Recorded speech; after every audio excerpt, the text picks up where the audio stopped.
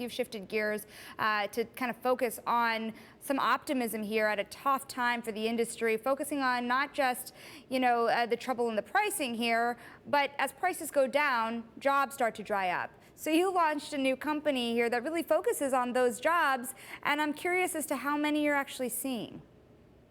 Yeah, thanks for having me. If you think of the job market, one of the biggest problems in the world right now is that the global debt to GDP and also in the U.S. debt to GDP is skyrocketing, and everyone always focuses on the debt side of the equation. Hey, how can we stop taking on more debt? But there's another side of the equation, which is how do we grow GDP faster? And obviously, job creation is a key piece to that.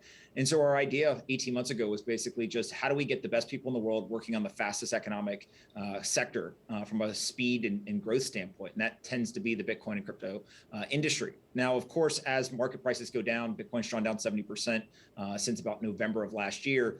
There are plenty of companies that are doing hiring freezes or layoffs, but there's still tons and tons of companies that are hiring. And so just in the last 18 months, we've helped over 1,000 people get a job in the industry. And we've been doing a lot of kind of corporate training, both for crypto native firms, but also non-crypto native firms as well. And I think what you're seeing is there is some short-term pressure because of price, but over the long term, most people in the industry, both the entrepreneurs and the incumbent companies, they're very long-term bullish and they continue to invest in the space. But Pomp, 18 months, that included what was still a bull market in crypto, and now we're in a very, very different environment. So to what extent are those jobs really drying up, and are the jobs that are out there changing to enter a new environment?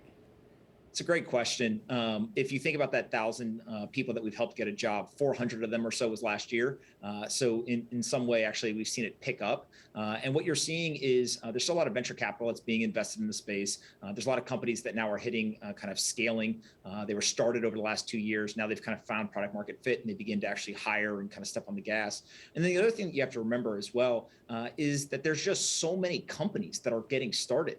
There's almost a kind of overwhelming of the market. And really, I think one of the most interesting parts of this story is not just the pure aggregate job creation, but also it's a brain drain from Silicon Valley and Wall Street. Almost on a daily basis, myself or someone on our team will talk to very high level folks at large corporations, at large financial organizations, and they say, look, now's the time. They've been thinking about it for a while. They're ready to make the jump and they want help navigating, finding a job somewhere in the Bitcoin and crypto industry.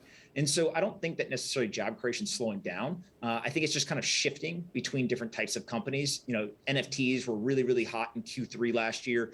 Maybe not so much now. You just saw OpenSea lay off 20% of their staff as an example. And so there are some subsectors where there's transitioning, but still the job growth is pretty incredible and still accelerating. I'm curious about your own investors. How did you go through the process of raising money for Inflection Points?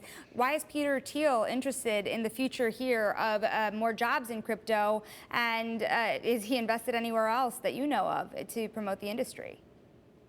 Yeah, look, the mission of our company, we started 18 months ago, and it wasn't really ever an idea of, hey, let's go raise money and do any of this. We started a business, and the mission is to just accelerate economic growth globally. And we were profitable almost immediately out of the gate. And for 18 months, we kind of just kept our head down and we worked. And we only really took the money because we wanted the right investors around the table. We didn't need the money. We're still profitable today.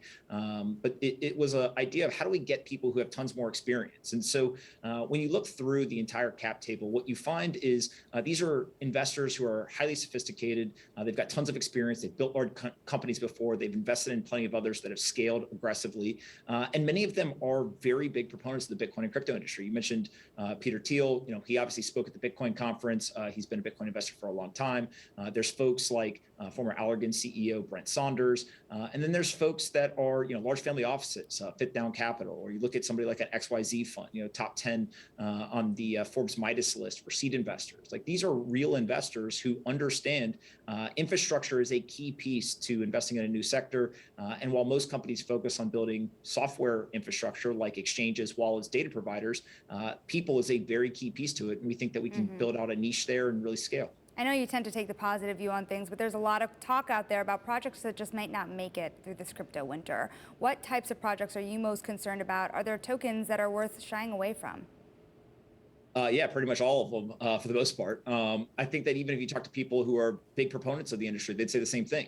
Anytime that you get innovation, happening, it requires experimentation first. And so what you're seeing is a ton of experimentation, a lot of bad ideas, a lot of bad execution, but also a lot of bad market timing. If you go back to the late 90s and you look at most of those ideas, they were the right ideas. They just didn't end up actually working in that current iteration. It took about 10 years or so before consumer behaviors changed, before more people had internet that wasn't dial-up, mobile phones were in their hands, their kind of familiarity, their willingness to put their credit card online, all these different things had to change. And so I think some of that is what we're seeing right now.